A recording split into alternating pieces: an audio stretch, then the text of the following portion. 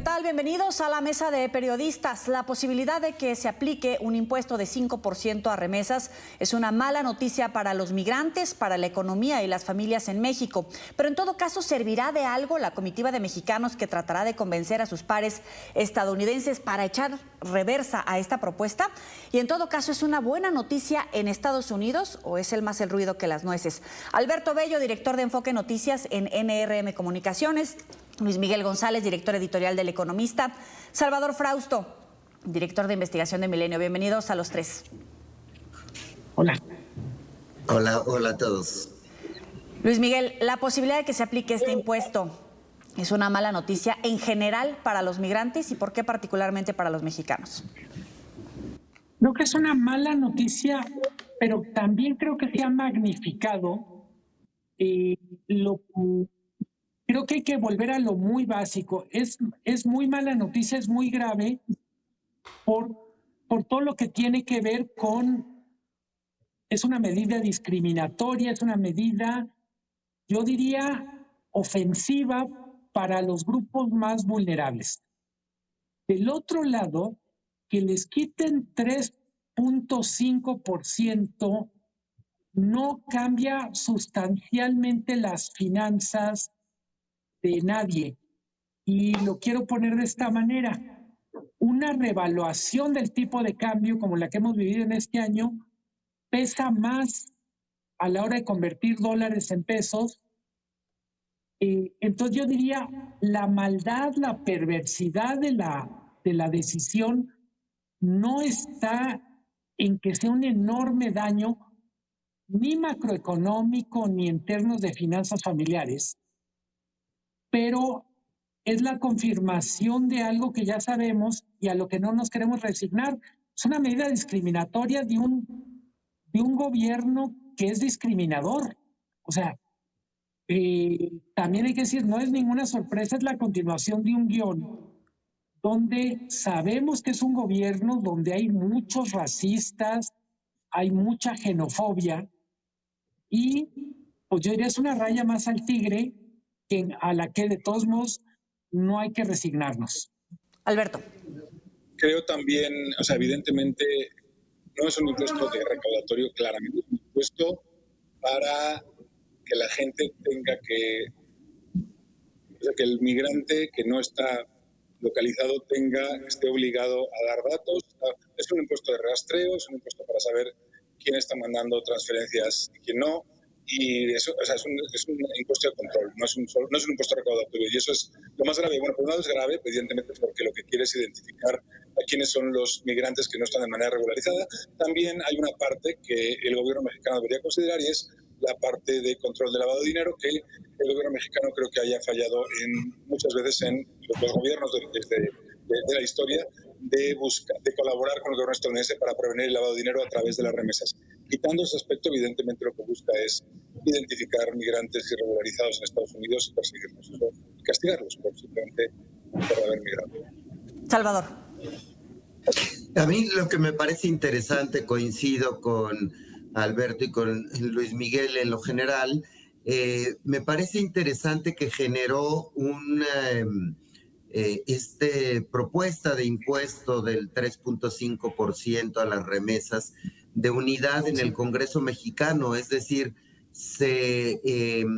hubo una comisión de legisladores que fueron a los Estados Unidos a hablar, a cabildear con los congresistas republicanos, y la información que han dado estos congresistas, tanto de manera pública como en conversaciones privadas que han sostenido en algunos círculos, es que parece que hay al menos un sector de republicanos que ve perjudicial para el tema económico de los Estados Unidos este impuesto, es decir, que podría generar precisamente herramientas fuera de lo formal para que algunos migrantes movieran el dinero a través de herramientas informales, o incluso tratar de mover ese dinero en efectivo de Estados Unidos hacia sus familiares en México. Es decir, iría al mercado negro una parte de ese dinero. Y me parece que eso fueron legisladores de partidos de todos los colores. No se había logrado esa unidad con las amenazas de impuestos a las autopartes y a otros temas. Entonces, a mí me parece muy interesante que se haya generado eso y que hay una rendija de negociación abierta para que no termine de aprobarse esa medida, como ya ha sufrido algunos otros reveses Donald Trump en instancias administrativas en los Estados Unidos. Pero bueno, de que es un impuesto racista, persecutor, de tratar de buscar generar una violación incluso a los derechos de los migrantes que ya pagan de alguna manera impuestos en los Estados Unidos y agregarles otro impuesto, también está ahí presente. Habrá que observar con mucho detalle hacia dónde va este tema. Tú entonces sí coincides, sí pondrías sobre la mesa el efecto que puede tener esta comitiva de mexicanos en Estados Unidos por la votación incluso que se dio en la primera etapa en Estados Unidos para echar reversa a esta medida. ¿Tienes esperanza en este sentido, Salvador? Pues eso es lo que comentan legisladores de diversos partidos. ¿Sí? Regresaron entusiasmados con esa medida. No se sabe cómo terminará, pero digamos, hicieron su parte, al igual que las autoridades del Ejecutivo mexicano en las negociaciones allá en Estados Unidos. Me parece que ahora hay un bloque mexicano, digamos, negociando ese tema que afecta pues a México en alguna medida, es decir, 3.5% podría no sonar mucho, pero es mejor que no haya ese impuesto, ¿no? Claro, 3.5 en Estados Unidos, porque el impacto en el PIB nacional, pues obviamente ya tiene otras dimensiones. Antes de entrar a eso, Luis Miguel, claro. ¿Tú ves la posibilidad, hay chance de que lo frenen en Estados Unidos? Sí, pero no creo que haga la diferencia en la comitiva. Lo puede frenar el sentido común, lo puede frenar ciertas dinámicas internas. Lo que estamos viendo en los últimos días es como si se estuviera activando una oposición a Trump en algunas medidas. Evidentemente en este momento la oposición no es electoral porque no hay una elección en puerta, pero sí es una manera de decir, tú no te vas a quedar con toda la agenda y en lo que podamos literalmente te vamos a abollar el coche. Creo que soy muy escéptico con estas comitivas, a diferencia del entusiasmo de mi amigo Salvador. Yo digo, el turismo legislativo, se pondrían tan entusiasmados si fuera un viaje a Honduras, por poner un caso. Ajá. Oye, pero a ver, tienes razón. ¿Qué tan efectivo puede ser la negociación que hagan los mexicanos, pero también, y de paso, tocar el tema de la independencia de los jueces para ponerle un freno a estos impuestos y que traten de escalarlo hasta la Suprema Corte, Luis Miguel? Lo que está pasando con los aranceles es bien interesante. Confieso que la complejidad me rebasa. Alcanzo a entender, hay un panel especializado en comercio internacional que dice literalmente vamos regresando al sentido común. No hay una situación de emergencia que le faculte al presidente de Estados Unidos a tomar medidas extraordinarias, quitándole al Congreso lo que le toca, que es la definición de la política comercial, incluyendo la aplicación de aranceles.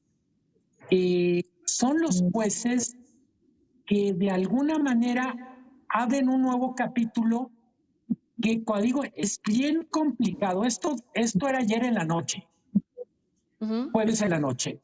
Viernes a mediodía, una corte de apelaciones dice, mientras llega el asunto a la Suprema Corte, los aranceles siguen. Luego hay el jueves en la tarde, hay un juez que le da entrada a la demanda de un importador de juguetes que también dice, ¿por qué yo tengo que pagar aranceles? Que me expliquen cuál es la situación de emergencia que obliga a que los juguetes paguen un arancel extraordinario en Estados Unidos.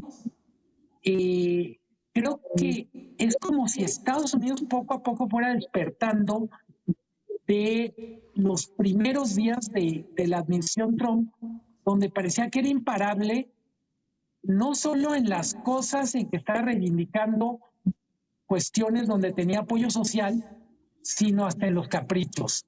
Empiezan a aparecer estos contrapesos, no me hago muchas ilusiones de qué tan lejos puede llegar, pero es como si estuviéramos viendo un partido de fútbol y el equipo que iba perdiendo por goliza mete un gol. Ya le pusieron número al marcador. Bueno, por lo menos ya aparecen en el marcador. Alberto, ¿qué tan efectiva va a ser la negociación, los argumentos de la comitiva mexicana y si realmente se puede frenar, como dice Luis Miguel, incluso hasta como por sentido común desde Estados Unidos? Los aranceles, o sea, yo creo que los aranceles es un tema más que se está resolviendo allá. O sea, el tema del impuesto a migrantes creo que igual es un tema interno. Ahí, como sabes, los legisladores dependen de su constituency, como dicen ellos, de los votantes locales, y si alguien tiene muchos votantes a los que les importa el tema de los migrantes y les parece injusto, pues van a tratar de impedir que esta ley salga. Respecto a las aranceles, yo creo que esto sí es un tema que no tiene nada que ver con México, simplemente en la Corte, como estaba contando Miguel, pues hace un proceso y dice, oye, no puedes decir que es una emergencia de seguridad nacional lo que estás haciendo con los aranceles, lo que es lo que ha dicho el Tribunal de Comercio Internacional de Estados Unidos, tienes que apelar a tenerte a las leyes de comercio. ¿Qué va a hacer el gobierno de Trump? Hay una ley de comercio de 1974 que en su capítulo, en el 122 y en el 301, pues autoriza a Estados Unidos a poner un impuesto temporal de hasta 15%, un arancel temporal de hasta 15% durante 150 días. Bien. Parece ser que esa va a ser la solución. Y eso yo creo que el gobierno de Trump va a estar haciendo eso. Y es un arancel que es para nosotros, es para Europa, es para China, y bueno, para China también es parte del impuesto de la China, y creo que esa va a ser la solución. Vamos a hacer una pausa aquí en la mesa de periodistas. Vuelvo contigo, Alberto. ¿De qué tamaño es el golpe para el PIB en México y, por supuesto, para los bolsillos de las familias de miles de mexicanos que reciben esas remesas? Vamos a la pausa, volvemos.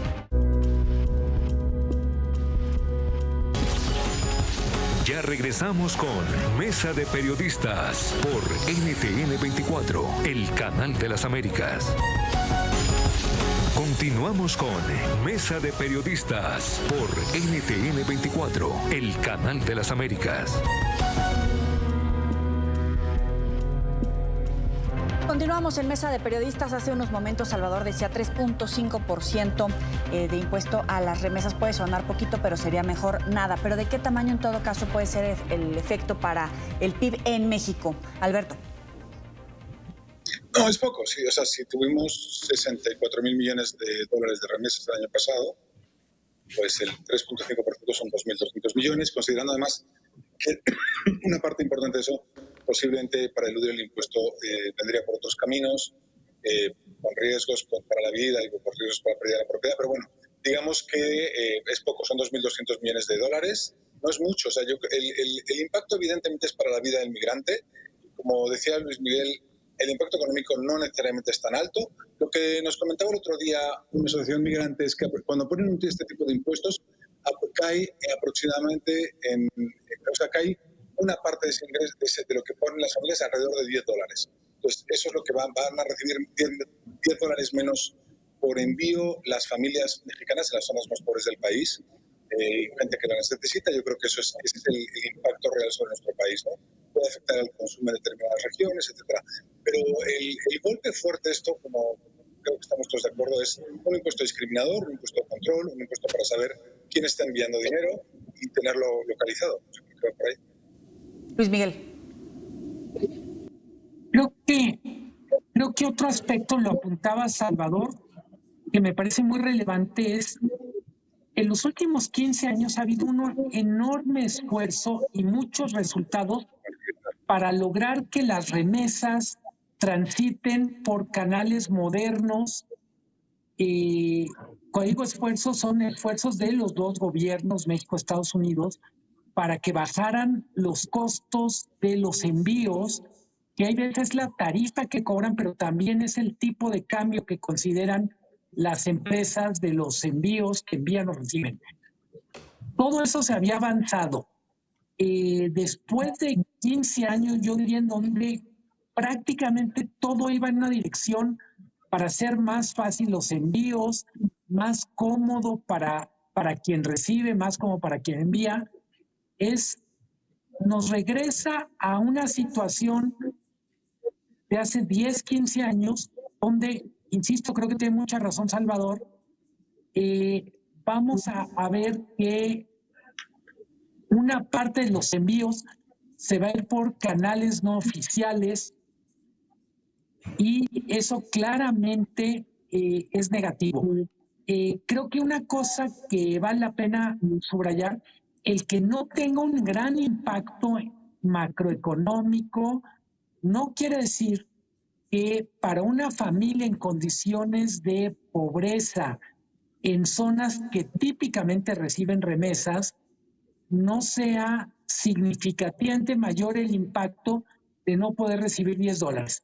Estoy pensando en un hogar en Chiapas, un hogar en Zacatecas, un hogar en Michoacán, en alguna zona de Jalisco. No es muchísimo y evidentemente podrán maniobrar, pero pues $10 en algunos casos puede ser vamos a decir, un golpe, no gigantesco, pero un golpecito a las finanzas personales de los grupos más vulnerables en México. Salvador. Sí, por supuesto, la presión va a ser, o la afectación va a ser en las familias mexicanas, sobre todo en esos estados donde reciben, hay algunos estudios, en las poblaciones que tienen menos de 2,500 habitantes, que les llegan poquito. Entonces, quitarles ese dinero sí es importante para la vida cotidiana. Y por otra parte, la presión hacia los legisladores estadounidenses no solo viene de los legisladores o la comitiva mexicana que fue a los Estados Unidos, sino en Estados Unidos hay una doble presión. Por una parte están los legisladores que responden a sus votantes, a sus gobernadores, que están presionando en muchos casos para que se frene esta iniciativa de ley. Entonces tiene Trump una oposición adentro que está constituida por elementos de su partido, por gobernadores de su partido, por la presión social, la amenaza de movilizaciones multitudinarias frente a este tipo de medida. Se va conjugando un ambiente político alrededor de esta discusión que me parece que está en posibilidades de tener efectos importantes. Ojalá así sea. Si no lo es, pues bueno, tendrán que generarse presiones y seguirán presiones después en el aparato de justicia del propio Estados Unidos y las medidas legales que pueda imponer México en tribunales estadounidenses frente a este tipo de medidas. Es decir, me parece que sí tiene Trump una oposición y una presión muy fuerte, tanto extranjera, internacional o externa, como interna. Y ya tiene bastantes problemas en su país para que pueda sacar adelante sus bravuconadas. Y cerraría mi comentario diciendo, recordemos que también Trump a veces es más hablador que lo que realmente hace. Por ejemplo, las deportaciones están 30% más bajas que en el periodo de Biden. Es decir, asustó con deportaciones masivas y el número no miente. Son 30% menos deportaciones que en el periodo de Biden. Así que también pienso que hay como un susto demasiado grande hacia lo que representa Donald Trump, o una exageración o una magnificación de eso. No quiere decir que no haya que hacer el trabajo, que es presión social, que es trabajo político y es comentar y hablar de estos asuntos. Alberto, se pone mucho sobre la mesa el tema del lavado de dinero y las posibilidades que se pueden abrir ante la imposición de este impuesto. ¿Qué posibilidades están sobre la mesa? No, yo solo digo que eventualmente pues es posible que se esté usando el envío de remesas para el lavado de dinero. Ha habido casos en los cuales esto ha salido en algunas investigaciones y simplemente creo que el gobierno mexicano, una de las negociaciones que puede hacer es ofrecer garantías, ofrecer algún tipo de colaboración para, si esto está ocurriendo, pues colaborar y a partir de ahí que se haya un acuerdo. Es decir, separar el envío de remesas legal, el que es de un migrante, del que es lavado de dinero, y ver cómo puede contribuir y colaborar en eso. Es un trabajo evidentemente muy técnico entre la Secretaría de Hacienda, el SAT y el gobierno de Estados Unidos, que el gobierno mexicano podría poner en la mesa para que no exista este temor o este resquemor o esta sospecha por parte de los legisladores estadounidenses. Yo quería decir una cosa, perdón, y es que parece como que a Trump se le acabó la popularidad, que la gente se está moviendo. Yo creo que es más sencillo. Simplemente Trump empezó legislando por decreto y los procesos en el sistema estadounidense son así. El sistema de justicia toma sus tiempos y cuando actúa, cuando le toca llevar una decisión, la toma. Lo que tenemos es un sistema judicial independiente, lo que tenemos es un Congreso donde los legisladores no son del todo sometidos al partido. Yo creo que eso es lo que nos muestra, es una democracia pese a que vemos a Trump como un riesgo para la democracia, pero creo que es una democracia viva donde hay equilibrio de poderes y donde hay contrapesos. Creo que eso es una de las lecciones que podemos aprender de este caso. ¿Algún comentario, Salvador, de esto? Sí, no, estoy totalmente de acuerdo. El sistema estadounidense funciona con independencia en el Congreso y en el Poder Judicial, igual que en México también. Bueno, hay jueces, magistrados, ministros conservadores, pero el sistema, mayoría de ministros conservadores en Estados Unidos ahorita, pero sin embargo los republicanos tienen vida propia, discusión propia, y yo creo que la presión central la tienen por el lado de los empresarios estadounidenses y de los gobernadores y de los electores. Es decir, ahí hay una presión hacia los legisladores republicanos muy fuertes y esperemos que logren frenar este asunto. Luis Miguel, aparte de este tema, ¿qué tan patriótico en todo caso sería entonces este impuesto? Tiene que ver con una narrativa donde estar contra la presencia de extranjeros en Estados Unidos es patriota. A mí me escuchaba a Salvador cuando decía como si Trump fuera perro que ladra pero no muerde. Él no lo dijo, pero básicamente lo que quiso decir. Digo, es muy delicado lo que está pasando en Estados Unidos. Creer que el número con el que tenemos que comparar si Biden fue peor para México son las deportaciones. Creo que Biden tuvo muchos gestos hacia México que vamos a extrañar en la presidencia de Trump. Para empezar, el invitar a México a formar parte de cadenas de valor que son precisamente las que Trump quiere desbaratar. Entonces, detrás de la rudeza verbal, detrás de la propaganda, hay una actitud verdaderamente tóxica hacia nosotros que no solo se puede medir por cuántos deportó cada presidente. A mí cada vez que habla sobre México me ofende y francamente no entiendo, hay veces al gobierno que es como si, al gobierno de Claudia Sheinbaum, es como si editara los comentarios negativos y quisiera recuperar los comentarios positivos para decir qué bien nos va con Trump. Veamos todo lo que dice de México y veamos la barbaridad de vecino que tenemos. Aunque la presidenta dice no quiero caer en provocaciones ni estar contestándole en las conferencias matutinas. Salvador. No, me parece muy bien, pero vamos haciendo el balance de todo lo que dice y dice cosas terribles. Por cada cosa buena que dice, hay 3 cosas que son insultos. Salvador, 30 segundos. Yo creo que perro que ladra, Trump es un perro que ladra fuerte, pero no muerde tan fuerte. Sí hay que tenerlo en el radar y tener herramientas de presión.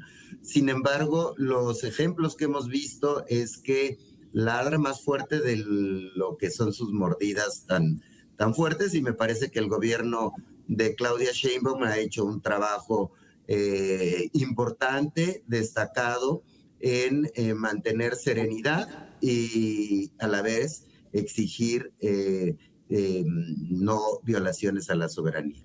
Se nos acabó el tiempo. Salvador Frausto, Alberto Bello, Luis Miguel González, gracias por estar aquí en la Mesa de Periodistas. Nos vemos la próxima. Pásenla bien.